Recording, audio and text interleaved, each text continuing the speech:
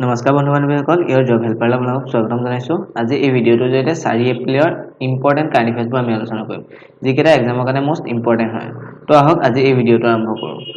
আজি important current এফেয়াৰ্ছৰ প্ৰথম important current এফেয়াৰ্ছটো হৈছে which country has become the 31st member of Naatu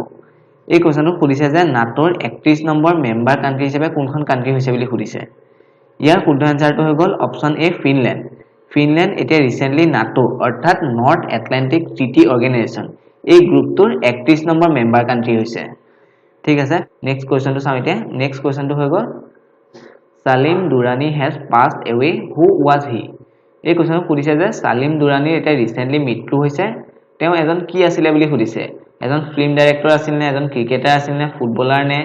Economist হেতু সুধিছে ইয়াৰ শুদ্ধ আনসাৰটো হৈ গ'ল option B cricketer Salim Durani এজন ক্ৰিকেটাৰ আছিল এও আমাৰ ইণ্ডিয়ান ক্ৰিকেট টিমৰ আছিল আমাৰ ইণ্ডিয়ান ক্ৰিকেট টিমৰ এজন অলৰাউন্ডাৰ প্লেয়াৰ আছিল সালিম দুৰানী এও ৰিসেন্টলি মৃত্যু হৈছে 88 ইয়াৰ্স এজত এওৰ মৃত্যু হৈছে নেক্সট কোৱেশ্যনটো চাওঁ নেক্সট কোৱেশ্যনটো সুধিছে which states Kangra tea has received the European GI tag এই কোৱেশ্যনটো সুধিছে যে কোনখন ষ্টেটৰ কেংগাৰ টিয়ে জিআই টেগ লাভ কৰিছে বুলি সুধিছে ৰিসেন্টলি ইউৰোপিয়ান জিআই টেগ লাভ কৰিছে বুলি সুধিছে ইয়াৰ শুদ্ধ আনসাৰটো হৈ গ'ল হিমাচল প্ৰদেশৰ কেংগাৰ টিয়ে ৰিসেন্টলি ইউৰোপিয়ান জিআই টেগ লাভ কৰিবলৈ সক্ষম হৈছে এই জিআই টেগ মানে হৈ গ'ল জিওগ্ৰাফিক্যাল ইন্ডিকেটৰ মানে এটা ষ্টেটৰ বা সেই এৰিয়াটোৰ এটা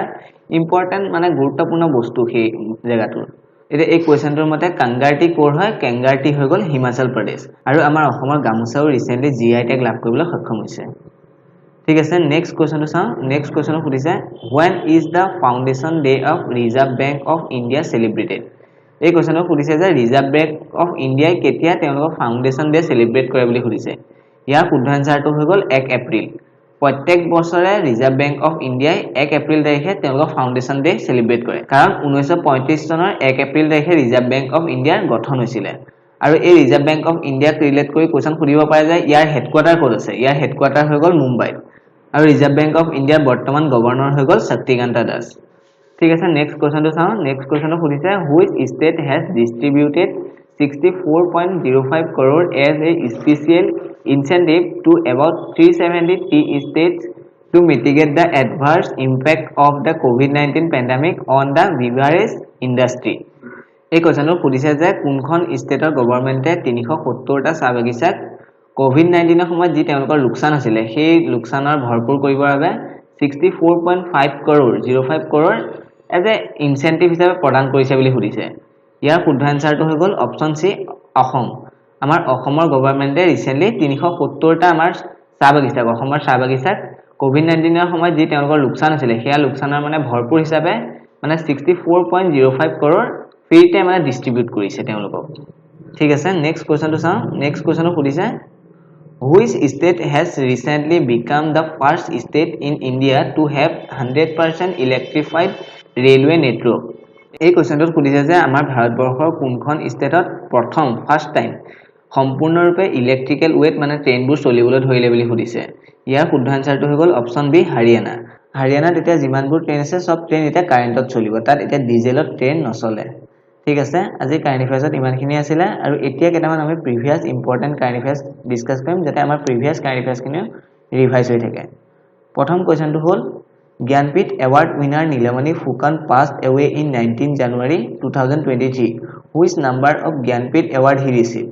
নীলমণি ফুকনদেৱে কেই নম্বৰ জ্ঞানপীঠ এৱাৰ্ডটো পাইছিল বুলি সুধিছে ইয়াৰ শুদ্ধ আনসাৰটো হৈ গ'ল 56 আমাৰ নীলমণি ফুকনদেৱে যোন এতিয়া ৰিসেন্টলি মৃত্যু হৈছে অসমৰ নীলমণি ফুকনদেৱে 56 নম্বৰ জ্ঞানপীঠ এৱাৰ্ডটো পাবলৈ সক্ষম হৈছিল নেক্সট কোৱেশ্যনটো সুধিছে when is the foundation day of Manipur Meghalaya and Tripura celebrated এই কোৱেশ্যনটো সুধিছে যে মণিপুৰ মেঘালয় এণ্ড ত্ৰিপুৰাই কেতিয়া তেওঁলোকৰ ফাউণ্ডেশ্যন ডে সেলিব্ৰেট কৰে বুলি সুধিছে ইয়াৰ শুদ্ধ আনসাৰটো হৈ গ'ল অপচন ডি 21 জানুৱাৰী 21 জানুৱাৰী তাৰিখে প্ৰত্যেক বছৰে মণিপুৰ মেঘালয় আৰু ত্ৰিপুৰা এই তিনিখন আমাৰ চুবুৰীয়া ৰাজ্যই তেওঁলোকৰ ফাউণ্ডেশ্যন ডে সেলিব্ৰেট কৰে নেক্সট কোৱেশ্যনটো সুধিছে which country president is the chief guest of Republic Day 2023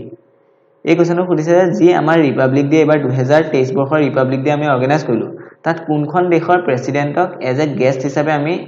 আমন্ত্ৰণ কৰিছিল বা মাতিছিল বুলি সুধিছে এইবাৰ ইয়াৰ শুদ্ধ আনসাৰটো হৈ গ'ল ইজিপ্ট আমাৰ ইজিপ্টৰ প্ৰেসিডেন্ট আব্দেল ফাতে ইল সিসি এওঁ এবাৰ আমাৰ 2023 যি ৰিপাব্লিক ডে হৈছিল তাত এবাৰ এজ এ গেষ্ট হিচাপে এওঁক মাতা হৈছিল এবাৰ ঠিক আছে আজি কাৰেণ্ট এফেয়াৰ্ছত ইমানখিনি আছিল আৰু এনেকৈ ডেইলি কাৰেণ্ট এফেয়াৰ্ছ পাবলৈ লগতে জবৰ আপডেট পাবলৈ আমাৰ চেনেলটো ছাবস্ক্ৰাইব কৰি ল'ব পাৰে আৰু যদি আপোনালোকে ফ্ৰীতে ডেইলি নিউজ পেপাৰখিনি পাবলৈ বিচাৰে তেনেহ'লে সেইখিনিও আমি আমাৰ টেলিগ্ৰাম চেনেলত প্ৰভাইড কৰি আছোঁ ডেছক্ৰিপশ্যনত দিয়া লিংকৰ থ্ৰুদি জইন হৈ আপোনালোকে সেই বস্তুখিনিও কালেক্ট কৰি ল'ব পাৰে ধন্যবাদ